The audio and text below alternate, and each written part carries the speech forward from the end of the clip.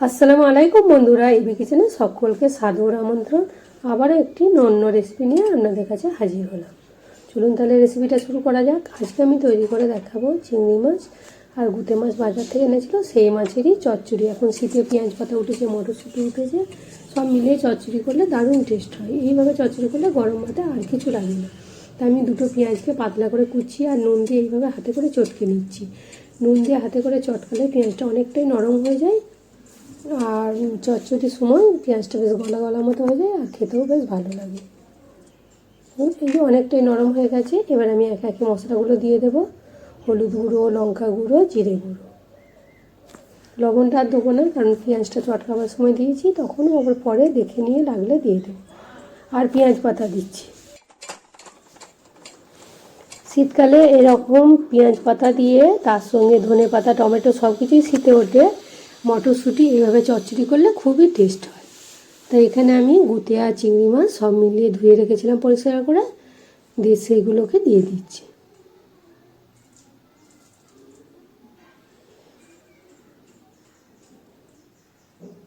এগুলোকে দিয়ে বেশ মশলার সঙ্গে মাখিয়ে নিলাম।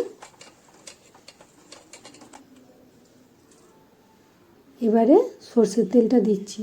সরষের তেলটা একটু বেশি করে দিতে হবে, তাহলে চচ্চড়িতে তেলটা একটু বেশি হলে খেতে টেস্টটা ভালো লাগে। আর কেউ যদি কম তেল পছন্দ করেন তাহলে কম দিয়ে রান্না করবেন। তেল আর দিয়ে চিংড়ি মাছ, পেঁয়াজ পাতা, মশলা সব এক হচ্ছে ভালো করে এইভাবে মাখিয়ে নিলাম। আর এইভাবে মেখে রান্না করলে, মানে ভেজে কষে না করে এইভাবে সেজে রান্না করলে চচ্চড়ির টেস্টটা আরও ভালো হয়।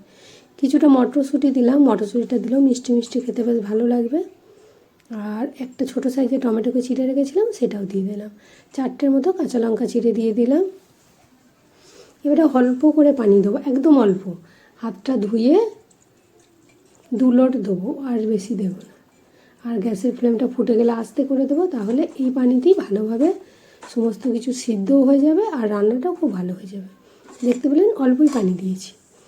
এবারে গ্যাসের ফ্লেমটা ফুটে গেছে, একটু আস্তে করে দিয়েছিলাম, মাঝে একবার ঢাকাটা খুললাম, কতটা পানি বের হয়েছে দেখুন, যা দিয়েছি তার থেকেও বেশি বের হয়ে গেছে। আর গ্যাসের ফ্লেমটা মিডিয়াম রেখে পুরো রান্নাটা আমি করব। আরও 5-7 মিনিট হওয়ার পর ঢাকাটা খুললাম, ঝোলটা একদমই কম হয়ে গেছে। আর আমি একটু এরকমই ঝোল ঝোল রাখবো, মানে গ্রেভি টাইপের করব, একদম চচ্চড়ি পুরা করব না। আর কেউ যদি পুরা চচ্চড়ি ভালোবাসেন সেটাও দারুণ টেস্ট হয়। তাই আমি পেঁয়াজ পাতা দিয়ে করেছি বলে, মটরশুঁটি আছে, এইভাবে একটু ঝোল মতো রাখবো, রাখলে খেতে দারুণ লাগবে। এবারে ওপর থেকে ধনে পাতা দিলাম, ধনে পাতা দেওয়ার পরে আর 1-2 মিনিট ফুটিয়ে নেব। ফুটিয়ে নিয়ে গ্যাসের ফ্লেমটা বন্ধ করে দেবো। শীতকালে এরকম চুনো মাছের চচ্চড়ি কে কে খেতে ভালোবাসেন বা পছন্দ করেন অবশ্যই কমেন্টে জানাবেন। আর যারা পছন্দ করেন চিংড়ি মাছ বা চুনো মাছ, ডাঁড়কে মোরলা মাছের চচ্চড়ি এইভাবে, তাদের তো দেখলেই লোভ লাগবে। আর আমি খুবই সহজ করে বানালাম, আর এই তরকারিটা খুবই তাড়াতাড়ি হয়ে যায়। আর গরম ভাতের সঙ্গে যদি এরকম তরকারি হয় আর কোনো কিছু লাগবে না।